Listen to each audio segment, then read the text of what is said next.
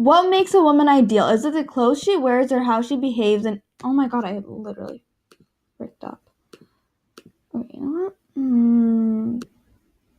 Fashion and the ideal woman. Fashion and the ideal woman. What makes an ideal woman? Is it the clothes she wears or how she behaves, and who decides this? Women have been coerced to be the ideal woman, but for every decade or so, these ideals change, leaving this question unanswered. Because the answer to this question is always fluctuating, women are forced to change themselves accordingly. This puts an immense pressure on women to fit in and be perfect. Fashion is a major shaping factor of the woman in America today. It plays a huge role in the image of the ideal woman today.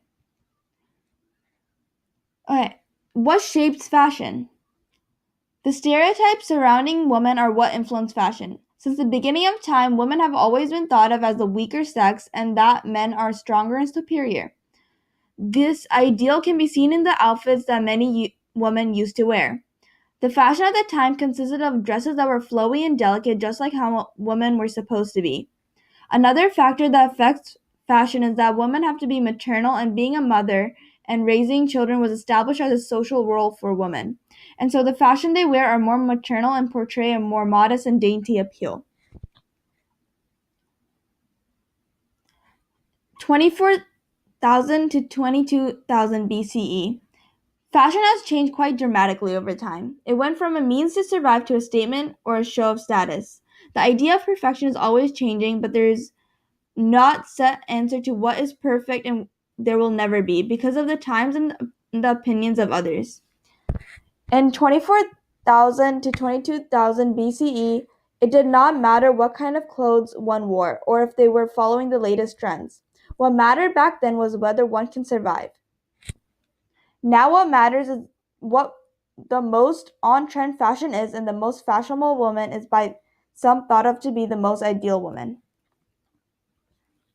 In the early 1800s, women were supposed to be gentle and innocent, thus their clothing styles reflecting this.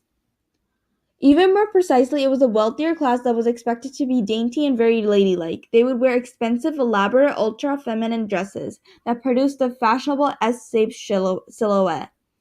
This showed wealth and highlighted their femininity.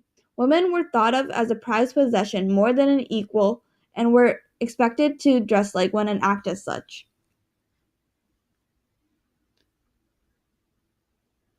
In the late 1800s, on the other hand, a new kind of style was taken on by many women, mostly by younger women. This style was based on the Gibson girl, a girl that appeared on the covers of magazines. She dressed in a less feminine style than her predecessors and acted as such. The Gibson girls of this time would have jobs and work and would fight for their rights. The fashion that Gibson girls started are what shaped some aspects in fashion today, such as women being able to wear masculine clothes and coherently brought about the image of the ideal woman.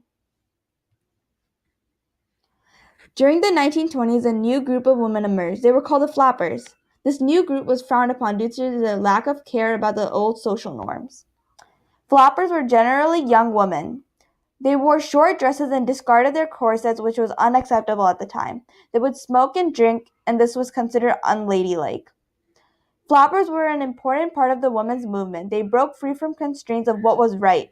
The women's rights movement fought for equality and the same rights as males, and so shorter haircuts and boyish styles helped to advocate this movement. These helped move women forward and got them to where they are today.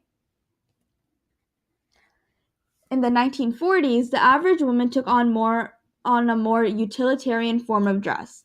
This was because of World War II. Due to the war, the main focus was not on fashion. The utilitarian style enforced that women are capable of doing work and can be independent. Because while the men were off fighting in the war, the women were the ones who kept the country running. It established a feeling of strength in the average woman. This type of fashion gave women a sense of equality which carried on to today, because many of the clothes women and men wear are somewhat similar. This helped define the women of today. Fashion is still playing a huge role in shaping women even today. In the world today, there is much debate over how the ideal woman should look. Women are expected to maintain a thin figure that is not up to par with reality. But more recently, the fashion industry has become more diverse and inclusive. Models of all backgrounds are being portrayed in the media today, and the ideal image of the woman is becoming more and more open. Fashion has shaped the ideal image of the woman to this day. All the changes that happened throughout history in the realm of fashion, such as flappers, the Gibson girls, and the style of the 1940s, are why the ideal woman today is independent, confident, and determined. The fashion of today consists of numerous different styles and trends that all go into shaping an ideal woman. This leads us to the question, what makes an ideal woman? The answer is that it's not only based on what one wears or how one dresses. It is based on how one's ideas or of whether they are ideal or not, because society's ideals are always changing.